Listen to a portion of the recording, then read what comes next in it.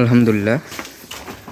আপনারা সবাই কৃমি দেওয়ার পর বুঝবেন কিভাবে যে আপনার গরুটা কৃমিটা ভালো কাজ করছে। আসলে এই ভিডিও তাদের জন্য যারা গরু লালন পালন করেন, তাদের জন্য এই ভিডিওটা। দেখুন, আমার 3টা গরু কৃমি করছি। এই সাইড না, এই সাইডে আমি 3টা গরু কৃমি করছি। এটা করছি, এটা করছি,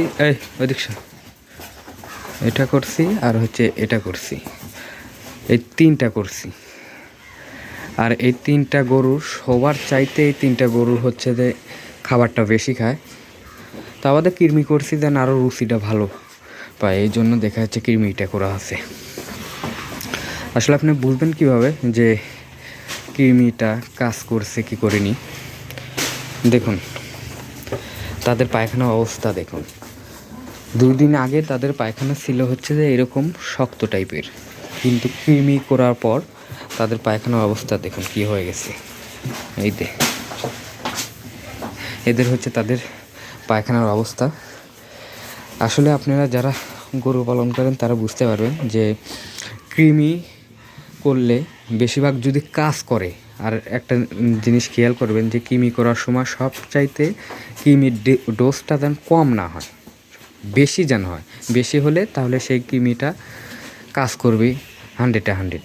আর ছোট একটা ফাইল আছে, ফাইলটা এখন নাই, বাট কালকে আব্বু সব করছে, তো মানে কৃমি করে 3টা দেওয়ার জন্যই আসছিল। দেওয়ার পর এই ফাইলটাই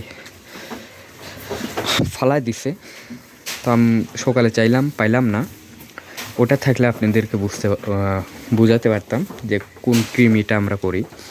ও এত বড় একটা হচ্ছে ইঞ্জেকশান, ওই ইঞ্জেকশানের দাম হচ্ছে 1500 টাকা, থাইল্যান্ডের। খুব মানে বাংলাদেশে যেসব এইসব ব্যবহার করি না। আর আমার সব গরুকে আমরা থাইল্যান্ডেরটাই ব্যবহার করি। যে ট্যাবলেট যেসব আছে ওইসব আমরা ব্যবহার করি না, তাহলে কৃমিটা ভালোভাবে কাজ করে। এটা ব্যবহার করে অনেক উপকার হয়েছিলাম, এই জন্য ওই কৃমিগুলোই ব্যবহার করি। আর আপনাদেরকে আরেকটা সাজেশন দেবো, সেটা হচ্ছে কৃমি করার সময় সব সময় শীতের সময় করবেন। কৃমি তো দেখা যাচ্ছে যত ভালো তত খারাপ। ধরুন এই গরুটাকে কালকে রাতে হলে আমরা বুঝাতে পারতাম, আসলে সেই সময় সেই স্মরণটা ছিল না। এই গরুটাকে যখন আমরা কৃমি করি কালকে, দেখা যাচ্ছে সারাদিন ঘুমাইনি, মানে ছটপট করা শুরু করে দিছে। পরে এনাকে দেখা যাচ্ছে রাতে এই ঠান্ডার সময় পানি দেওয়া শুরু করলাম মাথার উপরে। দেওয়ার পর ইনশাল্লাহ ক্লিয়ার। আসলে কৃমি ভালোভাবে কাজ করলে তাদের ছটফটিটা বেশি হয়ে যায়। অনেক গরুর ক্ষেত্রে দেখা যাচ্ছে কৃমি কাজ করে না, তাদের পায়খানা ওরকমভাবে ক্লিয়ার হয় না, কিন্তু আমার গরুর ক্ষেত্রে পায়খানাগুলো সবই ক্লিয়ার হয়ে যায়। আর এদের জন্য পর্যাপ্ত পরিমাণ পায়খানা ক্লিয়ার জন্য পর্যাপ্ত পরিমাণে হচ্ছে যে এদের ওর স্যালাইনটা আসলে দেখাতে পারছি না। এই স্যালাইনটা অল টাইম দিচ্ছি। একজন 7টা করে স্যালাইন খাবে। খাওয়ার পর দেখা যাচ্ছে যে ইনশাল্লাহ এখন আস্তে আস্তে ক্লিয়ারটা এসে দেবে।